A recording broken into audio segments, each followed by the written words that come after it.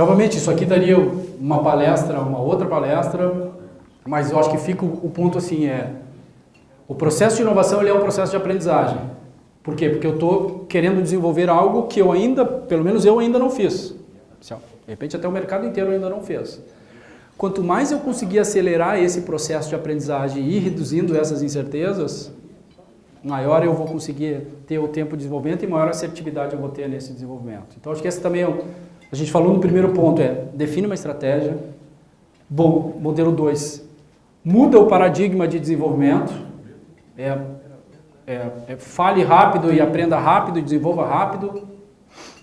O ponto 3 que eu queria trazer para vocês é da questão da inovação aberta, né, de poder trazer diferentes perspectivas para dentro do nosso negócio. Durante muito tempo também se enxergou a inovação como sendo o gênio solitário, é o inovador, ou é o inventor que, fechado lá na sua sala, ele tem essa capacidade, ele traz as novidades e ele traz os desenvolvimentos para o negócio. Obviamente essa é uma abordagem completamente ultrapassada, né? Porque, por dois motivos. Porque o processo de desenvolvimento de uma inovação ele é um processo de soma de competências, ou seja, a gente precisa de diferentes perfis. Eu preciso do criativo, o criativo ele é uma parte do meu processo de desenvolvimento. Então não basta eu ter só criativos, porque dificilmente eu vou ter inovação. Mas também não basta eu ter só executores, porque eles vão acabar executando, né, mais numa linha de missão dada, missão cumprida. Então, a questão da colaboração é fundamental, ponto 1. Por quê? Porque existe soma de competências. O segundo ponto é o seguinte, dada a variedade de tecnologias e disciplinas que hoje os negócios necessitam dominar, dificilmente eu consigo ter dentro da minha organização todas as melhores cabeças daquele tema trabalhando para mim, né? Ou seja, a coisa se movimenta muito rapidamente. As minhas necessidades elas também mudam dependendo do caminho que eu vou traçando para o meu negócio. Então, o tema inovação especificamente, ele começou a enxergar isso, eu preciso mais colaboração, e eu preciso abrir a fronteira do desenvolvimento da minha empresa para agentes externos. E a gente tem um movimento já relativamente consolidado, que é o movimento universidade e empresa, né? Que já há muitos anos se fala nesse tema. E a partir daí começou a se buscar novas formas dessa interação, de fazer a inovação acontecer de fora para dentro, né? De a gente poder romper aquele síndrome do não inventado aqui. E aí, obviamente, uma tecnologia especificamente nos ajudou a potencializar essa parte da colaboração, que foi a internet. Antes, para eu colaborar com a universidade, antes para eu colaborar com o fornecedor, antes para eu colaborar com o cliente, eu tinha que acessar ele pelo telefone, ou seja, fisicamente. E isso trazia uma questão de tempo, de timing, de envolver ele no desenvolvimento, trazia uma questão de custo, né? Eu podia fazer um grupo focal, eu podia trazer alguns fornecedores para a gente fazer um momento de desenvolvimento conjunto, mas isso trazia uma limitação do ponto de vista geográfico, uma limitação do ponto de vista de tempo e uma limitação do ponto de vista de custo. E a internet, ela permitiu potencializar a colaboração sobre todos os aspectos, né? Vídeo que a gente tem essa interação hoje nas redes sociais, mas ela também permitiu trazer para dentro dos negócios o conceito de inovação aberta, para trazer para dentro dos negócios o conceito de agentes externos colaborarem com o desenvolvimento de inovação. E aí a gente tem a possibilidade de colaboração entre empresas, a gente tem a possibilidade de colaboração entre fornecedores, entre a universidade, entre o consumidor, nas diferentes fases, nos diferentes desafios que a inovação tem, seja do ponto de vista de identificação de oportunidades, seja do ponto de vista de desenvolvimento dessas oportunidades. Eu fiz uma breve busca, né? Eu encontrei, esse é um exemplo de um portal, e a gente tem milhares desses portais hoje, com diferentes abordagens, né? Eu tenho hoje o que a gente chama dos Technology Brokers, que são portais que fazem a aproximação do que a gente chama dos seekers e solvers, né? Os seekers são o quê? São empresas que têm determinado problema ou desafio que precisa de ajuda para ser resolvido. E os solvers é uma comunidade, seja de cientistas, seja de estudantes, seja lá qual for a característica do problema, que ajuda o seeker, né, no caso, normalmente a empresa, a resolvê-lo. E essa aqui é uma plataforma dentro de inovação aberta, dentro da indústria do plástico, ou seja, isso já é uma realidade dentro do setor.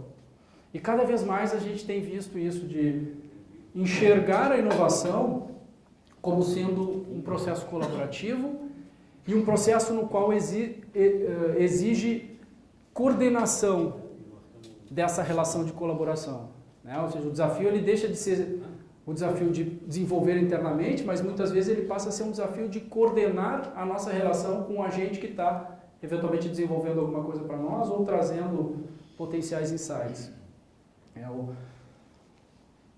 Essa é uma realidade que está acontecendo e cada vez mais a gente tem visto essa possibilidade de desenvolvimento conjunto entre empresas do mesmo setor, é uma realidade, desenvolvimento com clientes.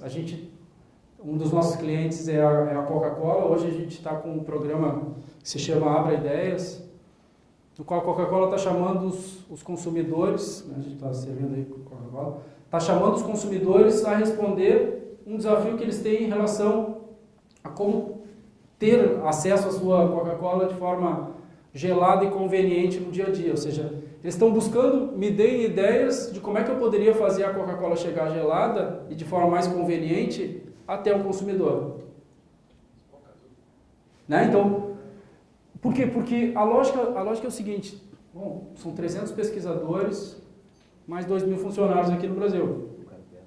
Bom, ponto. A gente tem uma capacidade de desenvolvimento. Mas quantos milhões de consumidores a gente tem da Coca-Cola tomando todos os dias o produto?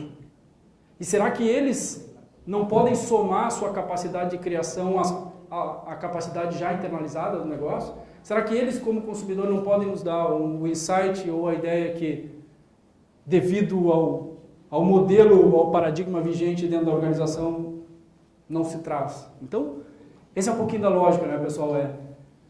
Tentem buscar a abordagem de inovação colaborativa. Primeiro, não vai ser um gênio solitário, é a soma de competências. E muitas vezes essas competências ela pode estar fora do nosso negócio. Seja na universidade, seja no fornecedor, seja no cliente, ou seja na empresa que está sentada do lado da gente aqui, porque isso vai aumentar a velocidade, vai aumentar a competência envolvida no desenvolvimento e, obviamente, também, de alguma maneira, também pode reduzir o risco do projeto. Né? Ou seja, a ideia da cooperação, muitas vezes, ela traz isso, a capacidade de diluir o risco associado a um desenvolvimento. Vide, né, as principais tecnologias, muitas vezes, elas são desenvolvidas em conjunto, porque para depois, futuramente, serem exploradas também por diferentes empresas, mas por quê? Porque elas têm um risco associado, ela tem uma incerteza associada e se dilui isso ao longo do desenvolvimento. Então, esse é a dica 3. A quarta está relacionada com funding, né? Ou seja, no dia que a gente vai tirar o dinheiro para fazer o desenvolvimento. Né? Eu falei lá no início que, apesar de investir mais, não necessariamente vai na mesma proporção trazer inovação. Para fazer alguma coisa diferente, necessariamente eu preciso de algum recurso. E a gente tem um movimento crescente nessa linha de alternativas de funding e alternativas de recurso externo ao orçamento do negócio. Né? Tradicionalmente, a gente tem sempre a opção número 1, que é a opção caixa própria. Não é isso? Eu posso fazer, como eu faço tudo dentro da organização, eu posso pegar uma parte do dinheiro e colocar na atividade de inovação, na atividade de desenvolvimento.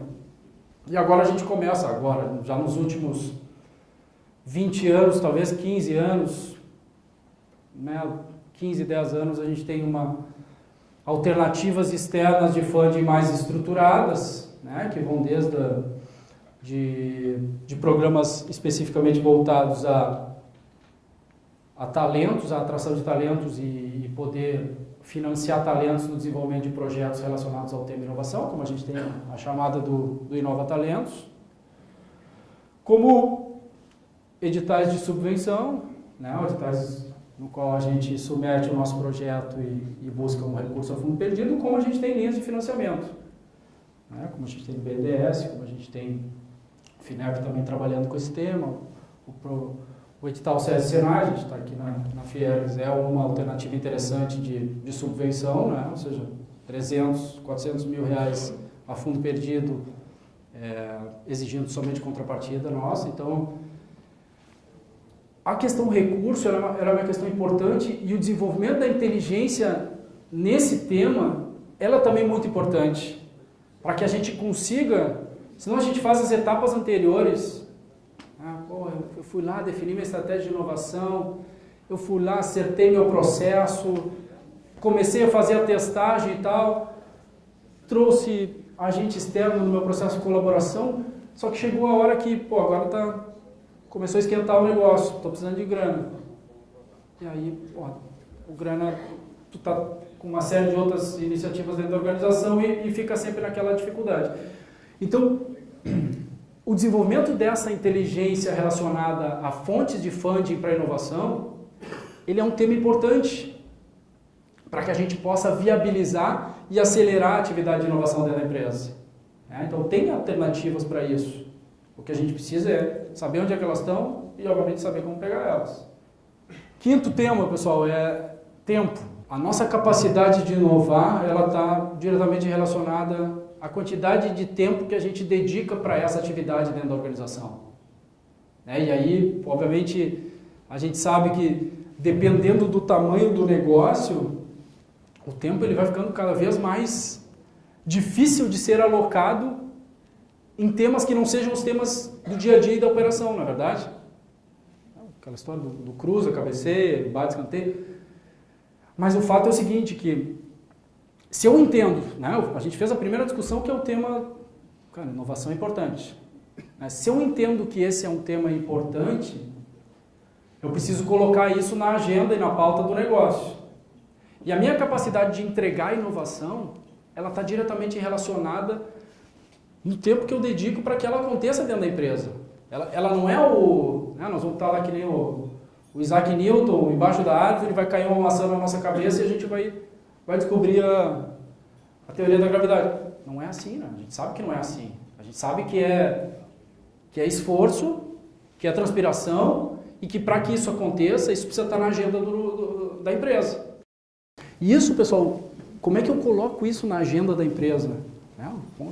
Vai partir de cima para baixo, mas tem pequenas coisas e pequenos sinais que a gente traduz dentro da empresa para as pessoas no dia a dia que começam a fazer a diferença. Por exemplo, avaliação de desempenho. Eu começo a falar, eu quero inovação, vocês precisam inovar, vocês têm que fazer inovação e tudo mais. Aí o cara vai olhar a avaliação de desempenho dele, não tem nada relacionado à inovação. Aí fica um negócio meio estranho, o cara está falando aqui que eu preciso inovar.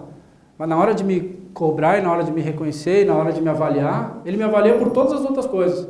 Ele me avalia se eu preenchi o relatório de viagem até a data limite. Mas ele não me avalia em relação à inovação. E tem uma máxima, pessoal, do tempo de escola, tinha uma pergunta que alguém da aula lá sempre fazia para o professor. Ele estava lá falando e tal. Tinha alguém que levantava a mão para o professor e fazia uma pergunta que era a pergunta de $1 milhão na época. Qual que era?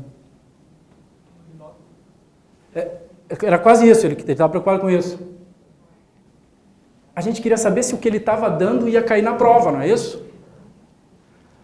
Porque aquilo ali era um divisor de águas em relação à nossa a nossa atitude de prestar atenção ou tentar desligar o cérebro e colocar ele em ponto morto e ficar só pensando no recreio ou na educação física. E isso era fundamental, ou seja, o sinal que o professor dava para a gente, vai cair na prova. Bom, então, prestem atenção e estudem, porque isso aí vai cair na prova. Agora, se ele dissesse que não cai na prova, ele estava automaticamente nos mostrando e nos dizendo que esse troço não é importante, não se preocupe. E traduzindo para o meio empresarial, o nosso dia a dia dentro do negócio, dos nossos colaboradores, a forma como a gente avalia as pessoas, ela é no fundo a prova. Ou seja, se eu quero inovação, eu tenho que botar inovação na prova. tem que cair na prova também. E aí, consequentemente, as pessoas vão tender a dedicar o seu tempo para isso. E vejo que isso é um tema importante. E muitas vezes o que a gente acaba fazendo a gente acaba dedicando muito tempo aqui, né, que a gente chama da execução, muito tempo no desenvolvimento, né, o desenvolvimento o que é? Bom, eu tenho 3 grandes coisas para fazer dentro da empresa, que é me desenvolver e desenvolver minha equipe, do ponto de vista de gestor. Eu tenho o desafio de executar e eu tenho o desafio que é o desafio de criar.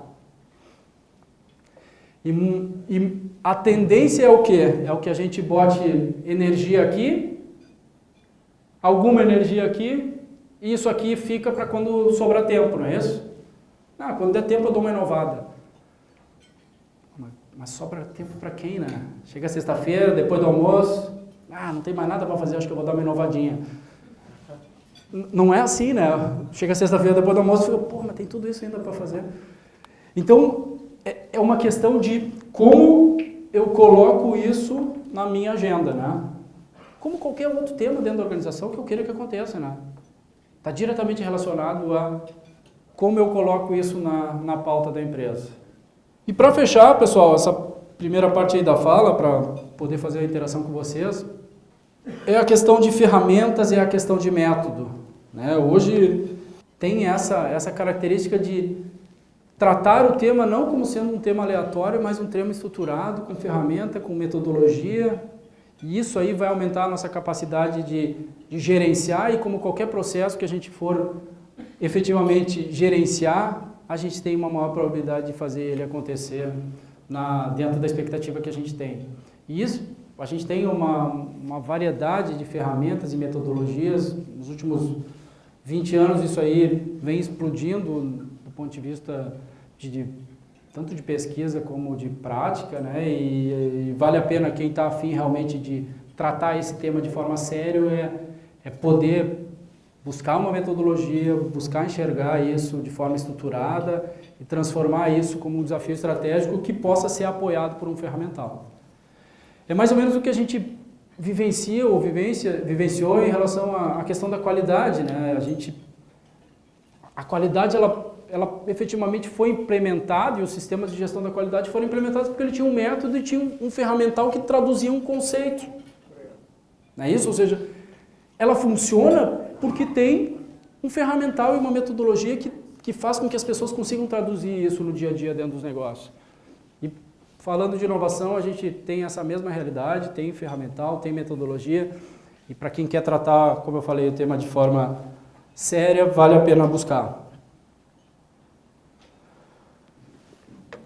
Deu uns 50 minutos, que era essa ideia inicial de primeiro fazer uma rodada com vocês, apresentar esses 6 tópicos aí que eu deixaria como mensagem de começar a trabalhar a inovação de forma estratégica, trabalhar ela de uma forma de aprendizagem com metodologia de processo, trabalhar de forma colaborativa, desenvolver a inteligência de funding, dedicar tempo e usar metodologia. A gente pode continuar aqui na sequência abordando tópicos específicos. Vocês têm aí na mesa, esse é o último livro que eu escrevi, que eu estou lançando esse ano. Tem mais 2 anteriores a esse que também tratam o tema gestão da inovação. Tem ali meus contatos, nosso site ali tem bastante material também sobre o tema, mas eu acho que agora vamos bater um papo aqui, fazer algumas perguntas, vocês colocarem questões aí que vocês entendam importantes.